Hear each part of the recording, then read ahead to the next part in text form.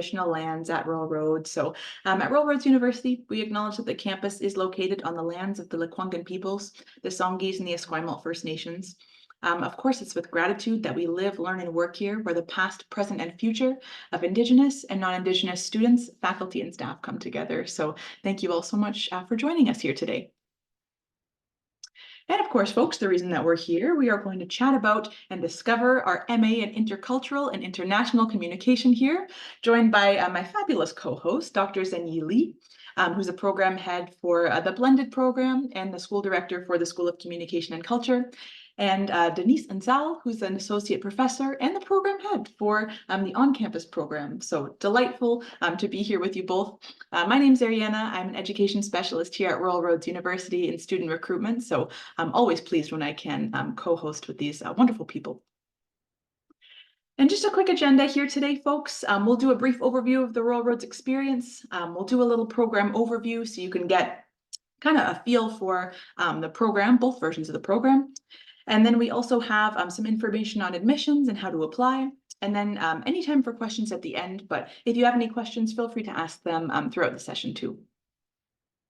Now, you may be asking yourself, why consider Rural Roads? What makes us different than all of the other universities out there? So I want to share some statistics from our recent alumni survey here. So 93% of our alumni say that Rural Roads has positively influenced their personal and professional lives.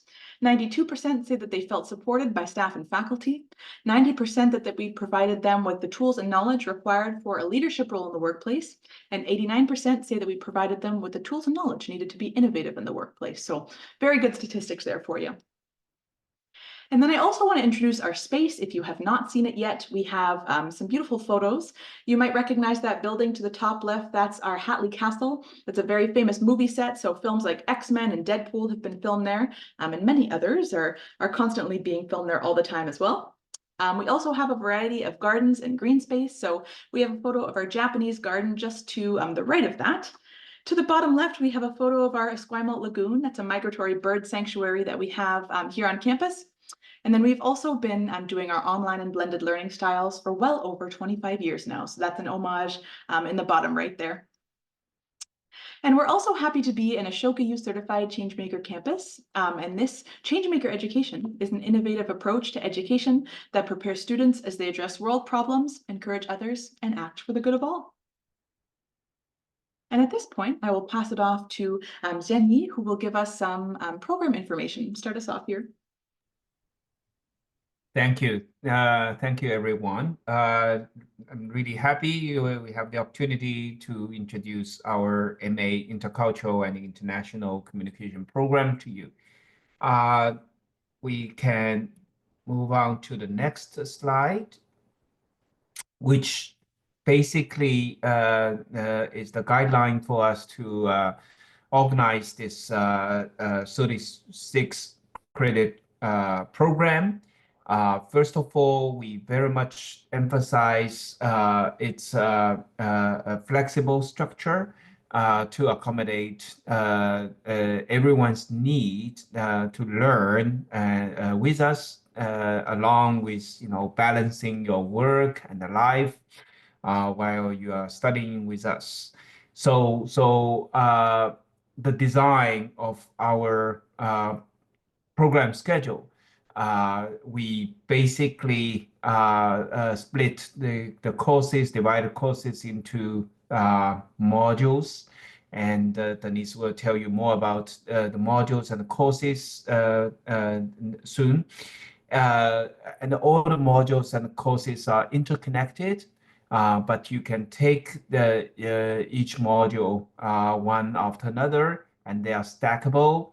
And this will basically allow you to join our program and, if necessary, take leave in the middle and rejoin.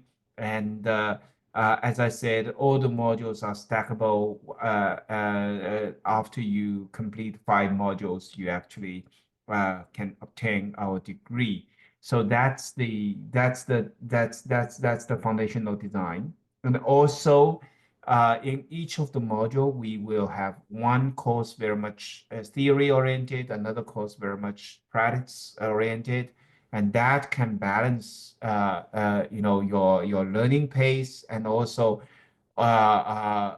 to suit different learning interests of our students.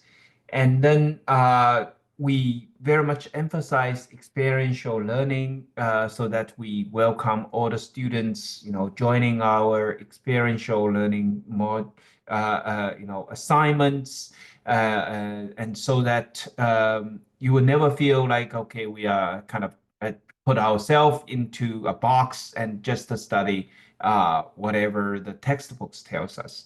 It's actually, we will immerse ourselves into the real world. We welcome students to discuss real world questions, issues, and work on their assignments related to the real needs of their community that they really care about. And to conclude our learning, we designed the learning projects or research paper for you to work on as a capstone. And so Denise will tell us more about, the different choices between learning project and research paper. Basically, this is a course-based degree program so that we can accommodate more courses. Many students ask, if they are going to write a thesis in our degree program. We try not to put a thesis course because thesis course will have 12 credits, 1/3 of the course program load, and we think it takes too much space and also eliminates our selective courses. So that's why we reduce the size of the thesis into 6, either for a learning project or for a research paper. Next slide, please. Right, and I will invite Denise to tell us more about how we group courses into themes and into these modules. Thank you, Denise. Thank you, Zhenyi. Hello, everyone. It's nice to meet you here, and we're excited to introduce you to this unique master's program. And thank you for your interest. So if you're taking this program as blended or on campus, the length will vary. However, you're taking the same modules and the same courses. When you start the program, Module 1 is the introduction to the theoretical foundations of intercultural international communication. Module 1 is where you learn the basics of the field. It's major conceptual frameworks, theoretical frameworks, major discussions that are taking place in that field. And there will be 2 courses you'll take, 2 courses, and then a third one which kind of extends into Module 2. And these courses aim at, preparing you for what is to come in the next modules. So this is the Module 1, Building a Theoretical Foundation. You have courses in intercultural communication, theory and practice, communication for development and social change, and also a seminar in which you're doing most of the work, reading, writing, discussing. Module 2 follows Module 1 and builds upon Module 1, so that theoretical foundation. And it actually introduces new skills and methods, new perspectives. This is where you take a research methods course, you take a course on organizational culture, and you continue the seminar course, which now becomes more of, expressing what you have learned in different formats. So Module 2 actually builds on Module 1 and introduces you to these different fields, equips you with the methods and skills so that you can move to Module 3. And in Module 3, you will have 2 courses, which is building intercultural communication competence and giving you also a global understanding of the communication field. So you'll be able to analyze the global communication messages, tools. This course, Global Thought, will give you certain, concepts and tools to make sense of images, messages, symbols, organization structures in the field of communication, and how intercultural and international communication are embedded in that global context. So this is module 3, and then you'll be moving to module 4, which actually has 2 different versions. So depending on which year you came in, you might have a selection of courses focusing on transforming global and local community. In this course, you'll take a course on communication of health and well-being, a course on social marketing, and then a course on migration and diaspora. These are courses that actually introduce you to specific fields of knowledge and experience. And you get to not only learn from reading class discussions, but you get to meet different instructors, through field trips and connections. You kind of, it also prepares you for the next step, which is, whether you're writing your research paper or doing a project. Now, the module 4B has, one course similar, so you'll have communication for health and well-being, but then it also introduces you to some digital tools, digital landscape, as well as some discussions in creativity, organizations, and equitable spaces and tools.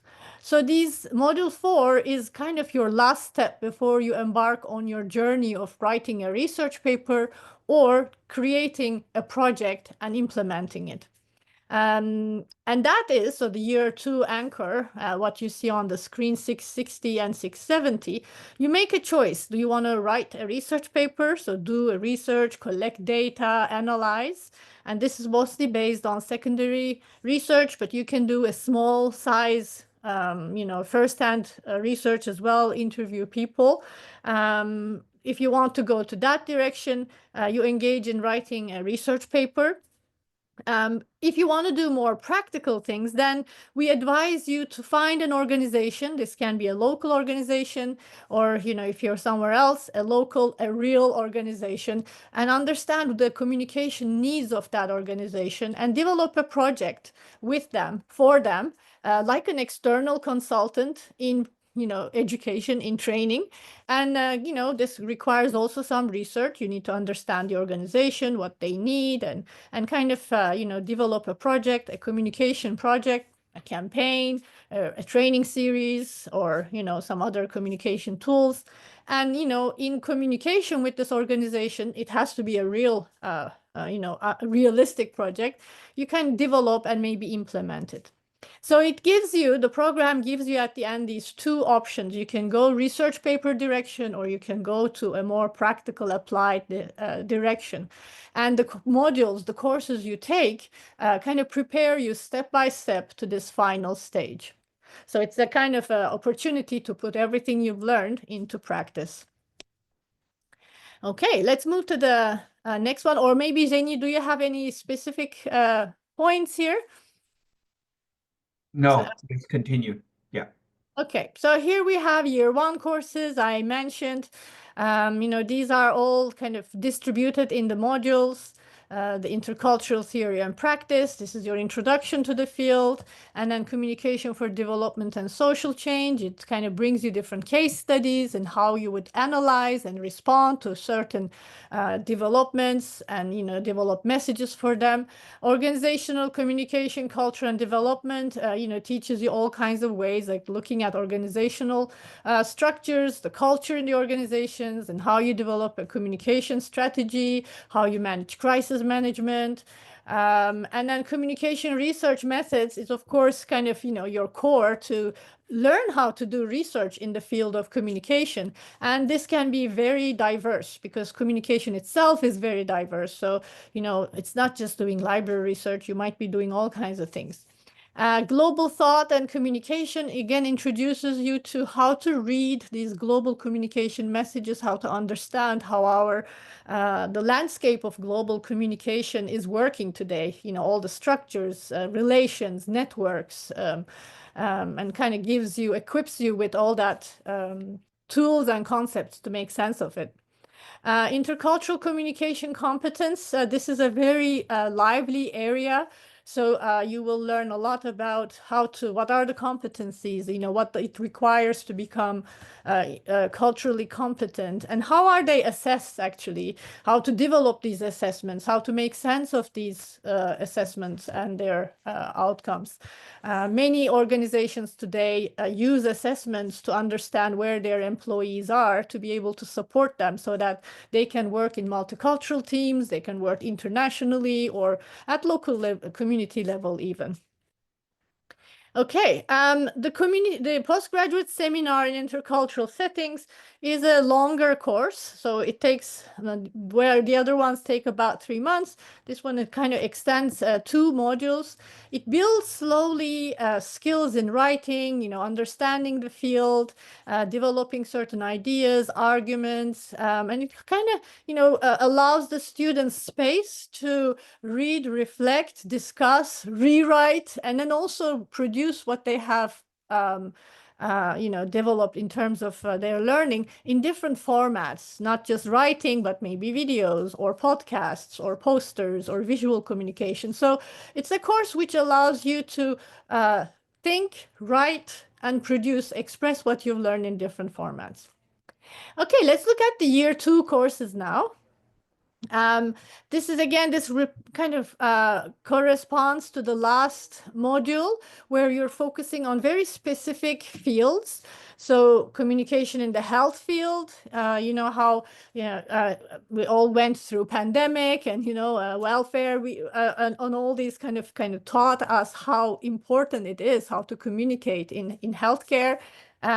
Migration diaspora studies is again very relevant for our intercultural world, for our multicultural societies, for global movement of people. Social marketing, digital data, and social media, these are really giving you specific tools to apply as a communicator, as an intercultural communicator. And then enhancing communication, creativity, and diversity is again very much related to this field where you're able to understand the needs of different audiences, different clients, different organizations, sensitivities in the society, and can develop and respond to these needs with appropriate and effective communication tools. And the 2 courses again, research paper or the learning project. Zhenyi, do you have anything to add maybe here? Since you teach some of these courses. Yes. I would say one thing our prospect students might like to know is this is a cohort-based learning setting, so that you have many co-learners studying these courses together with you. And almost in each of these courses, we have teamworks and team assignments. And I think the way we design and teach these courses, the way we design the assignments is for collaborative learning. That we're not say, okay, this is a competition and you have to be number 1 in the class, or these things. We actually encourage students to collaborate and learn from each other and also help each other. And I think this has been a good tradition in our program. Thank you. I agree. I think that is one of the highlights of our program, that students, when they arrive here, they come into a family. They build a family. So we become a very closely knit community, starting in the day 1 and then, until they graduate. And so we really encourage students to come with an open mind, because you will be part of a diverse, multicultural cohort, group of students. And you might feel like, wow, I have a lot to learn about myself and about others. And as a course, as a program, intercultural communication really requires that open mindset to kind of question what you think is true. It might be that there are different truths, there are different cultural values. You may have to rethink of yours if you want to do multicultural teamwork. And so we're not just teaching you the theories, the frameworks, but experientially you're learning in the class by being part of a cohort, how to apply these things in your individual private lives even. So it's a very enriching program which gives you lots of personal growth, academic growth, and professional growth. And I think in today's world, we really need leaders and communicators who are able to question their own truths, try to understand what other, cultures, groups, people are coming from, and then adjusting, making those, finding the midway. So it's a competency that we are promoting in this program through academic work and through experiential work, like the team assignments. Okay, thank you. What do we have in the next slide? Ooh, okay. So this is the 24-month blended schedule. Maybe Zhenyi can talk to it. We call this blended because 80% of the learning happens online, and the other 20% we will invite students to come to our beautiful campus, and we call that a residency study, which is 2 months, and usually it's scheduled in the second half of April. So what you can see, we give you in this example is for the blended program, we often start in March, and we have a 4-week pre-residency, and then we have 2-week residency, and then we have another 4-week post-residency. And then we will continue one course after another. So you can see that after the residency, all the courses are online, and we run one course at a time. And so and then we don't really have breaks.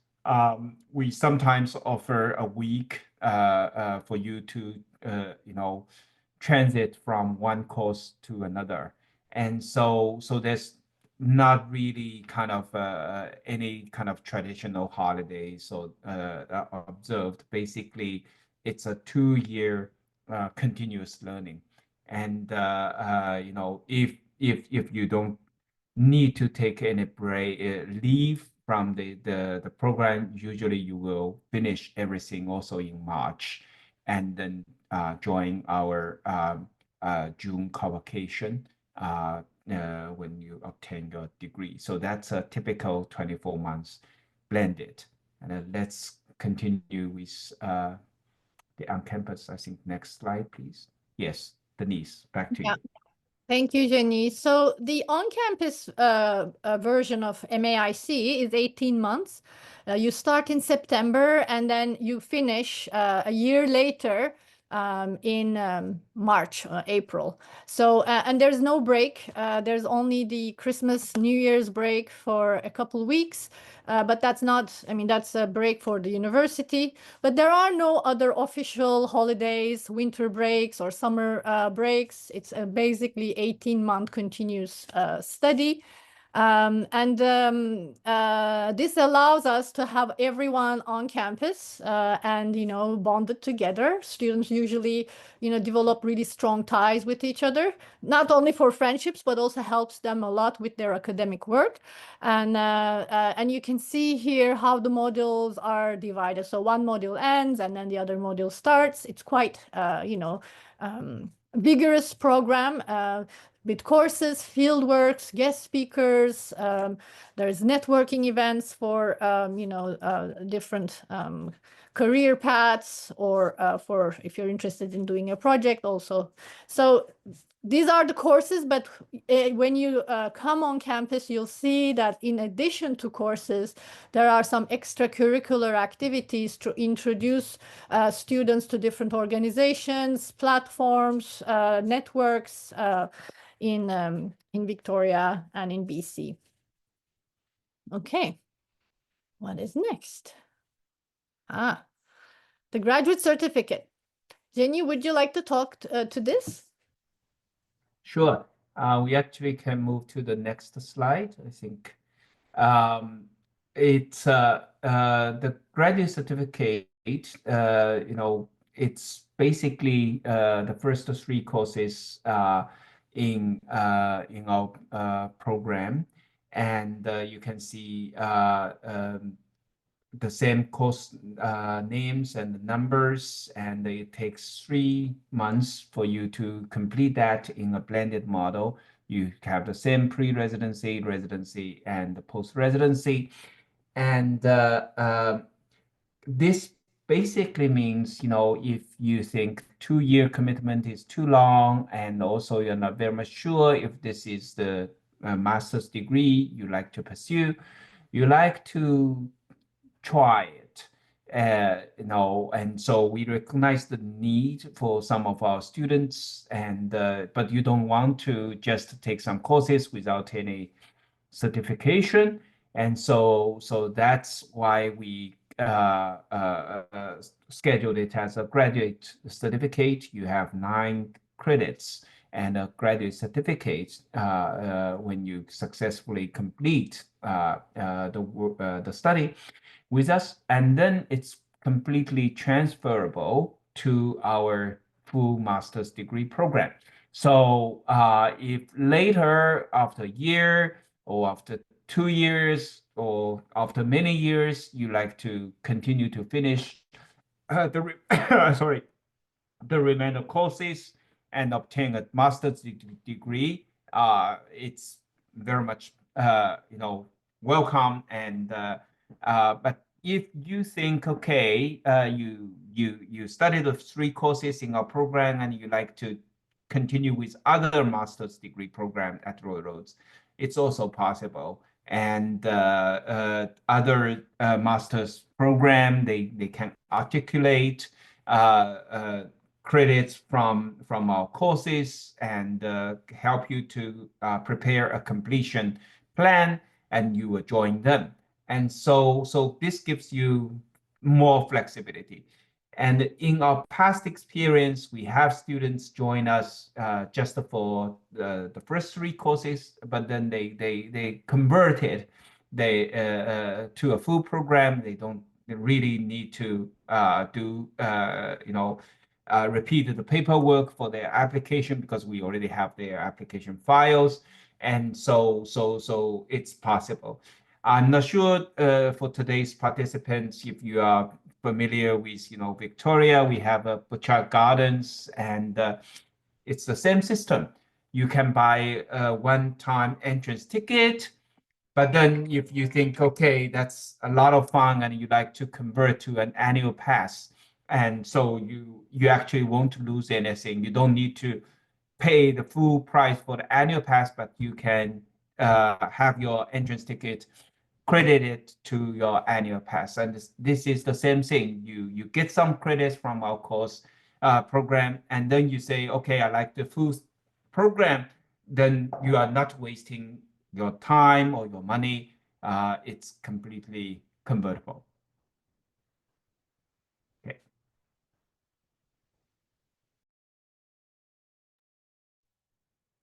Okay, maybe we can take some questions. You can type them in the chat, or yeah. Awesome. Thank you so much, Deniz and Zhenyi. That was awesome. I really love that analogy about the Butchart Gardens. I'm going to use that in the future for sure. It's applicable for so many of our programs. That's wonderful. Okay, so folks, if you have any questions, I know I've gotten a few private messages, but if anybody has any public questions, feel free to pop them in the chat. I'll just keep going with our admissions information. So if you do have any questions, we can just come back to that in a second. So how to apply if you are interested in applying for either of the programs, either the blended version on campus or the graduate certificate. We can talk a little bit about the admissions requirements here. So at Royal Roads, we have 2 avenues of admissions. So we have standard admissions and we have flexible admissions as well. It's one of my favorite parts to talk about. So standard admissions, folks, for the MAIIC program looks like completion of a 4-year or comparable undergraduate degree from a recognized recognized post-secondary institution, and also evidence of having sufficient skills, knowledge, and abilities to complete a demanding academic course of study at a master's level. So that's standard admissions. And then I'll also talk about flexible admissions. So if you do not have an undergraduate degree, but you have more than 3 years or 90 credits of relevant post-secondary education, you should have at least 3 years of relevant work experience, preferably in a leadership capacity. Or applicants with 2 to 3 years, so 60 to 90 credits. So if you have like some post-secondary education, you should have at least 5 years of work experience in a leadership capacity. Or if you have less than 2 years of relevant post-secondary, you should have at least 10 years of high-level professional communication experience in a leadership capacity. So all of this is assessed on a case-by-case basis. So folks, when you apply, you do not need to choose one or the other as it suits yourself. It's something that's assessed by our wonderful admissions team here at Rural Roads on a case-by-case basis. So if you have questions about your specific situation, I'll also give us some more information on who we can contact and reach out to if you have further questions too. So how to apply, what that looks like at Rural Roads is first an online application fee. So right now it is $136.69. And then we also ask for some supporting documents. So things like if you have official transcripts from post-secondary, a detailed resume. So going into detail about your work experience, your life experience, kind of how it all relates, passing that along as well. A personal statement, which is almost like if you were applying to a job, it's like a cover letter. So really going into detail about what do you want to get out of this program? What are you bringing to the program? What's your relevant experience like? And again, more details on how to do that is all on ruralroads.ca. We also ask for 2 letters of reference. So those can be either academic in nature or professional or one of each. And then the English language requirements, which I will cover right now. So English is the primary language of instruction and communication at Rural Roads. So if your primary language is not English, you can meet the English language requirement one of 3 ways. So holding a recognized credential from an English-speaking country, that's one.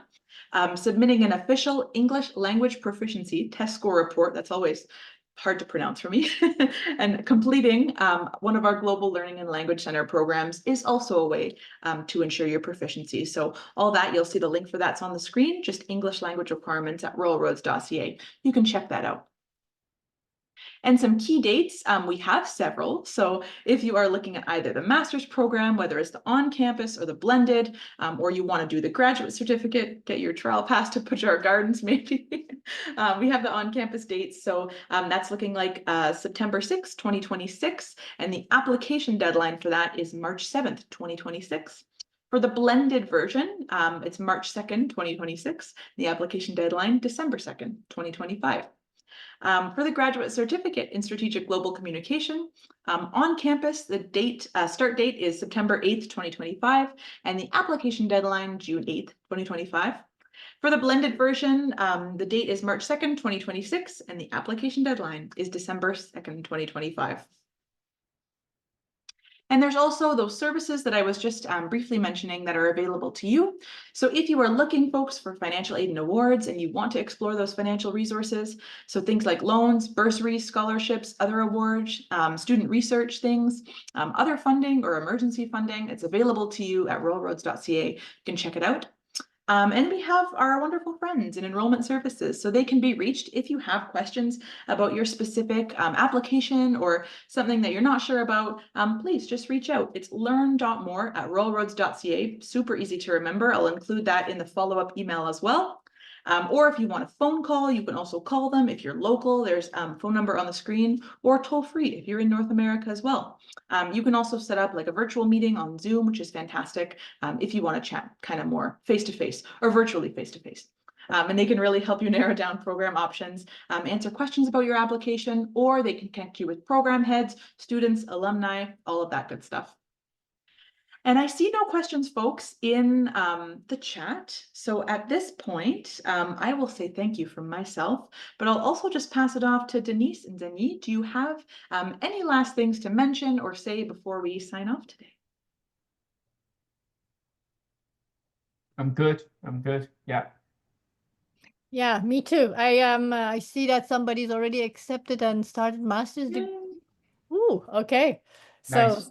yeah, we're happy. We're happy to see you, and as I said before, it's really like a small family. So when our students meet on campus, we learn from each other. It's very enriching. And this is, again, a unique program, I must say, which not only teaches the field, but also gives you the chance to practice your intercultural communication competencies.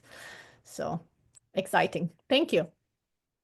Awesome. Yeah, thank you both of you. Such a pleasure to co-host with you. And again, thank you folks for tuning in live, and to everybody on the recording. We appreciate you. Of course, we hope, like Maria says in the chat, that we will see you in the program soon, and we'll see you in a webinar next time. Thanks, everybody. Have a great day. Thank you. Bye-bye.